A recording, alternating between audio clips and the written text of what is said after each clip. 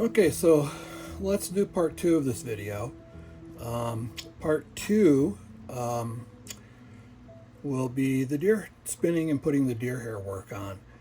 Now, one of the things I'm going to do to this fly to begin with, before I do the deer hair, is I'm going to sweep everything back, and I'm going to use just some red thread. It's a nice, easy thread to see, and I'm going to create a little hackle collar here, a little thread collar on this.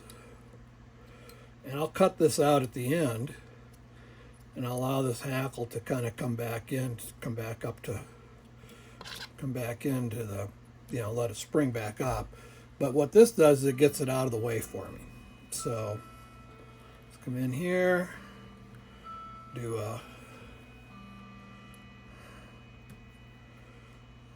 that. Let's trim this out.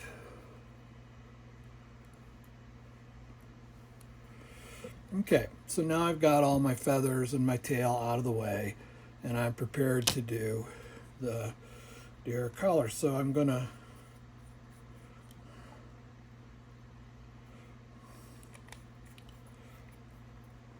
put just a little of the zoop. It's a Zap-A-Gap. I'm using a little bit of that on the front edge of the fly. And then I'm going to take my, this is a GSP thread. This one happens to be a Semperfi Nano Silk. I think the denier is 100 on it. I use UTC GSP 100, or if you can find it, 130. That's about the heaviest I would use on a fly this size. If I'm doing a really big fly, I might go to the 200 GSP, but the 130, the 100 or 130 is really strong enough. The reason I like GSP is it's much stronger for the diameter than nylon thread is. Nylon thread, if you get halfway through, if you use it, it's so easy to get halfway into the fly and you're tightening down a bunch of hair and it breaks, which there's kind of no recovery from it. Thing is about it though is it's very slippery. If I were to do this with a nylon thread, it would lock up, but you can see with this stuff it's very slippery. So what you want to do is just put a little dash of super glue on the hook shank, wrap through it like that, and now it'll lock in place. Now I'm going to go ahead and I'm going to wrap a thread base. You can wrap a thread base as you go. I think when I've watched Chris Helm, the late Chris Helm tie, he did that. It doesn't matter. I may have to add thread base as I go. There's a couple reasons why I'm putting a thread base on this hook shank. One is, as I go along, I'm going to put a little drop of glue at the base of the hair just to make it a little more solid. And I think the thread base, the thread helps to wick that back in towards the base of the hair on the hook shank, so I think it gives it a little bit more durability. The other thing is, as I pack hair back, the thread base allows that hair to slide back maybe a little bit easier, and I just think there's a little more control on it. So I do a thread base. Now my hair I'm going to be using, let's pull the hair out here. I'm just going to kind of really dive into the colors here. My belly is going to be, all of this is one of two sources of hair. It's either Nature Spirit spinning hair, or it is Wapsi Primo strip hair, one of the two, and I've cut the Primo strips into pieces. So my belly's going to be this bleach color. Then I'm going to put a little bit of yellow in it, and then I'm going to stack up, some, you can look at these olives I have. You can see I've got kind of three, if I can get them here where you can see them. I've got three shades of olive. This one is, let me see if I got this one right here, is very light olive. It almost looks yellow, but it is a little bit olive. And then the next one is a little darker olive. Get it in the light there where you can see the color a little better. And the top is going to be a little dark olive. And then what I'll do too, to kind of pick up, as you can see these little grizzly stripes, kind of pick up some of the black, I'm going to add some little black accents to it as well. So you can see I got a lot of colors here.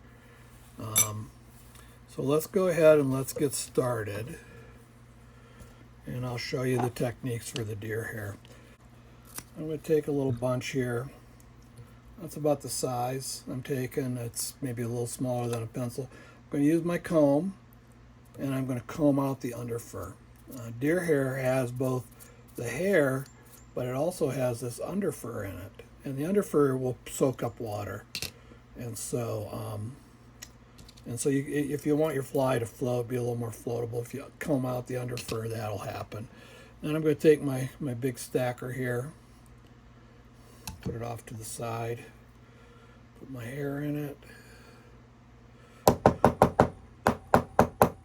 stack it, pull it out. So now you can see the tips are nice and straight. So I'm going to take it and let's trim it a little short. I don't need quite that long. Now, I'm going to make my collar come back to the bend of the hook. So if you can see, the bend of the hook is, right about here. I'm going to have this collar come back to about the bend. And let's trade hands. I'm going to drop this hair off to the side of the hook shank about a 45-degree angle. And I've seen a couple ways of doing this. This is just how I do it. So I did 2 wraps. Notice, here's the real trick to this. Notice how you see how that hair is just beginning to flare. It's just wanting to flare. You get the thread right to that point, but you don't want the hair to flare. Yeah, you want to take the bundle and push it to the bottom of the hook shank. See, it's sitting on the bottom of the hook shank. The bottom of the hook shank, all is one bundle, then put your thumb on it and flare it. And if you get it right, you'll see it's all sitting right on the bottom of the hook shank. Now what I'm going to do is let me see if I can get this in the light where you can see it a little better. There we go. It's Fly-Tite cement made by the Fly-Rite company. And what I've done is I put it in this little needle bottle. This stuff is non-toxic. You thin it with denatured alcohol. Although it doesn't seem to lose the thinner very fast. So you only have to thin it now and then. I'm going to put a little drop right there at the base of that. And this is a flexible cement, which is important because you don't want to put something in there that's going to get hard. Because what happens is the glue will wick up through the deer hair and it'll create a really thin little edge, which will be like a sharp edge. And then when the hair works back and forth on that, the hair can break and you can break off hair. So anything you put at the base of the hair, you definitely want to make sure that it's flexible. It's a flexible adhesive, flexible cement. So I'm going to do the same here. Now I'm going to start with yellow. Basically what I'm doing is I'm working from light colors to dark colors. And this is a stacking technique. Again, this is demonstrated in my book, Tying and Fishing Deer Hair Flies. So again, I'm just cutting out some of the tops. I know I won't need those. Come in, put it back to about there, trade hands, come around. Now, here's one of the other important things about doing deer hair is all the wraps are right through this one plane. I'm not wrapping forward through it or back or anything. I'm keeping the thread wraps all in the same place. I'll do 2, I'll support it, I'll flare it in place. You can see there's a nice division here between the tips and the front of the hair. You want to take that division, separate it, and now this is where my next bunch of hair is. Now I'm going to come, just as I'm building up the colors from dark to gray, I'm using this light olive hair. Take just a small bundle because I am going to do quite a few bunches here.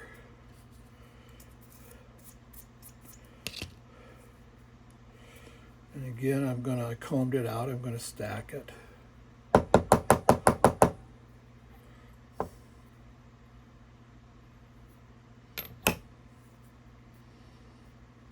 So now the tips are stacked. Let's trim that out. Now lay that back and match the tips up. Match the tips with the tips I put in before. Then come in, 2 wraps right in the same place. Don't move forward. Now support it. Okay. Now I've got another color in there. This, by the way, is called a stacking technique. Now I'm going to come and I'm going to get my light deer hair. Again, you don't have to do this many colors. By the way, this is by the way for me, not to fish so much. You can keep flies pretty simple for just fishing flies. It doesn't detract from the fishability of it, but I don't know that you need to get quite this fancy to make a fly that's going to fish well. So this is just a little bit darker olive. Same thing, I'll match up the tips. Come in, trade hands. 2 wraps right through that same area. Hold it in place. Come and separate that, and then finally I'm going to take my dark deer hair.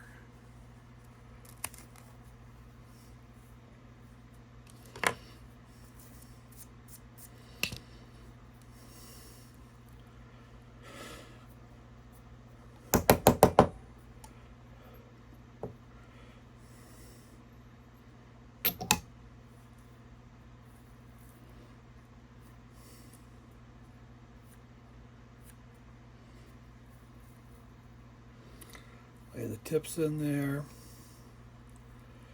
come in and flare it. So I've got this nice layering of these colors that just kind of gradually, blend one into another. Now I'm going to come in here and I'm going to push the top hair back and the bottom hair and push it back. That's a lot of hair right there. Now, I don't know if you noticed that move, but what I did is I pulled the hair back, put some thread tension on it, and got the thread to the front of the hook shank.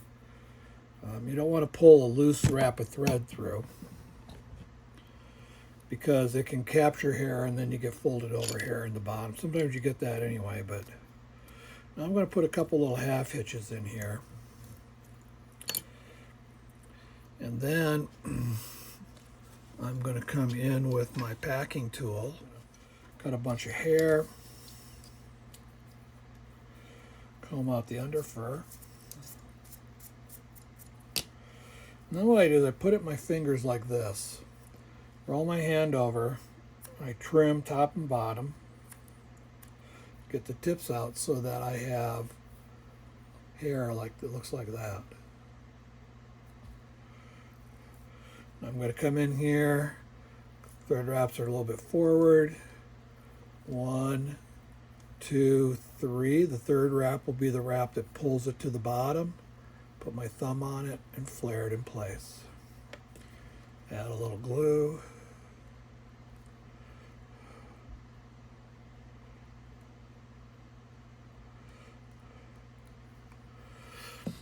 Now I'll put a little yellow in there. Just a very small bunch. You don't need too much.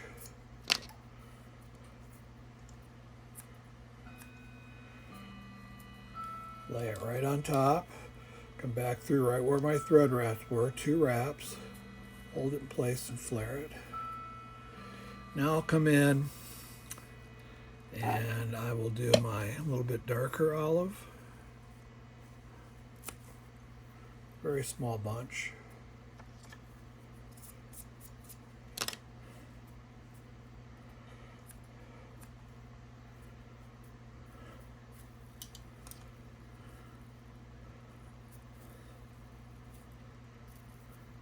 Now I'm going to take my black here. I'm going to start creating some little sharper accents. I'm just going to take a very small amount of my black.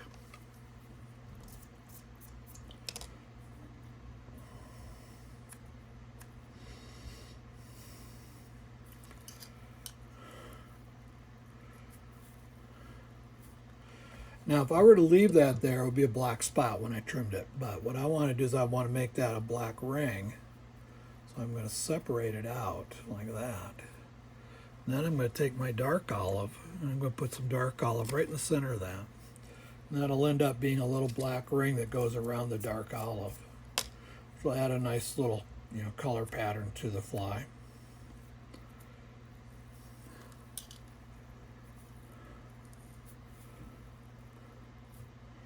So you can kind of see the black going all the way around.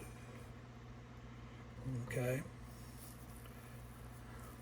Now I'm going to pull that back. Again, pull the hair back, put some tension on the thread, and work it up through till you get a wrap on the front. Then you can go ahead and do your half hitches. Throw a few of them in there. Come in, center that on the top. Make sure you got the spot and all the top parts centered right up at the top here. Then come in and compress it. And you can see how the hair is angling forward again. So I know I've done a good job of compressing. The thing that creates dense deer hair heads is a combination of two things. One, it's stacking the hair. Okay, that's part of it. And then it's compressing the hair. It's packing it with a packing tool. If you just took one bunch of hair and flared it around the hook shank, you could pack it till forever, and it's not going to end up being a very dense head because there's just not enough hair there to create a dense head. But those two things is what creates a dense head. So let's go forward. I'm just going to kind of follow more or less the same color scheme going forward. So let me just kind of...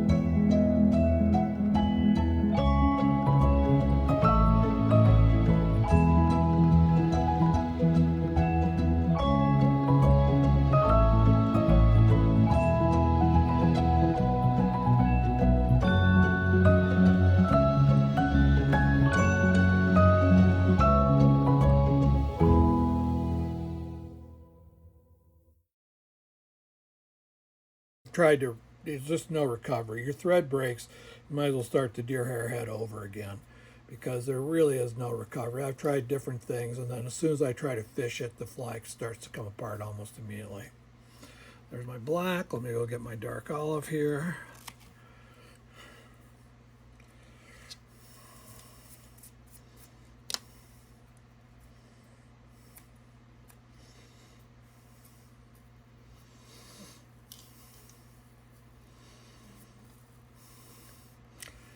Go. Let's push that back.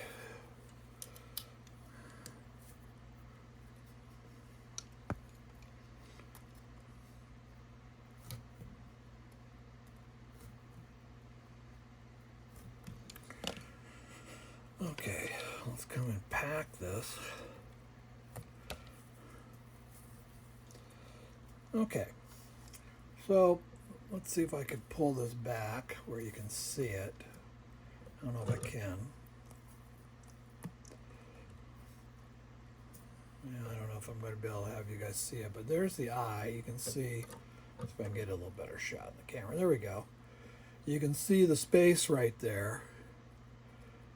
You know, you want the, I'm going to come back later I'm going to put a nylon thread head on this. It helps to secure the fly. It adds a little color thread to it. And I need space to do that. Well, the standard of kind of fly tying standard is the thread head is the same distance as the diameter of the hook loop, of the hook eye.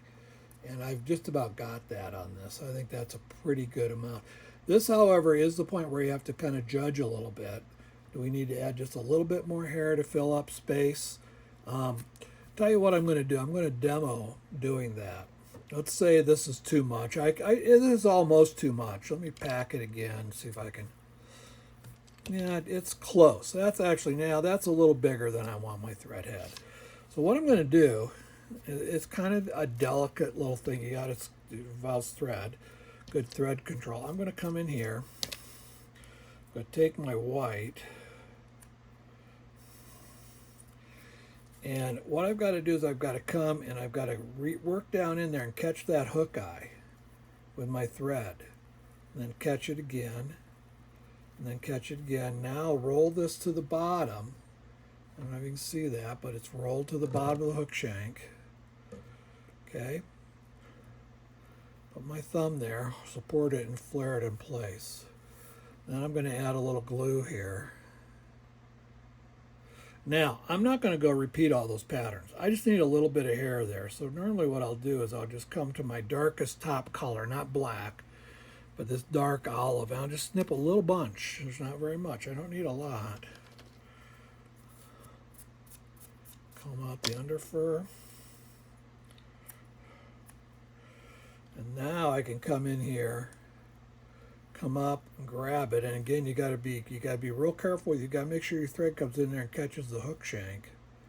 So we'll go get 2 wraps there, flare it in place, and push it back. And that little tiny bit of hair is probably going to be enough to just take up a little bit of space, and it will give me more of the proper size for my finished deer hair head.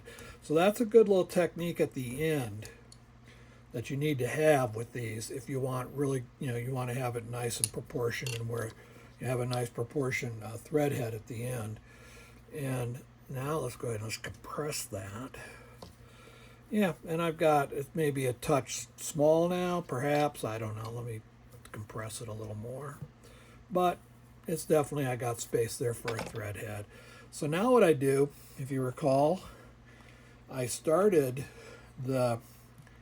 this thread with the Zap-A-Gap. I've got to finish it. I can't just throw a couple whip finishes in there and cross my fingers and hope they hold on, because they will slip. So I'm going to, if I put some Zap-A-Gap, I apply it to the thread, not the fly. I'm just going to wet this thread right in there. Then I'll come back in here and I'll wrap that thread back around there.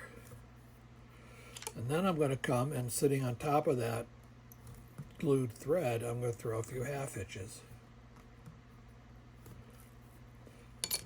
And then I can come and cut my thread. And then let's do one more pack.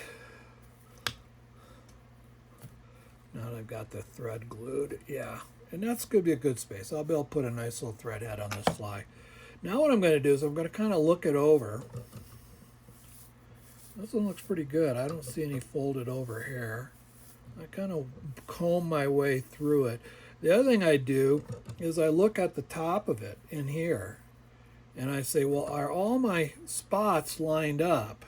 Because what I can do is I can come in here, kind of hold on, like I'll take that front spot just back a little bit, kind of maybe it can come back a little, just to make sure everything is lined up. I can kind of come and kind of look at it head on too, just see my color separation, and then kind of look down through there. That looks pretty good. There's a lot of hair on this. This one will be a nice one. This will look good when I come and I trim it out. So there's the deer hair part of this fly. So let's go ahead and let's move on to part 3 of this pattern, and that's the trimming and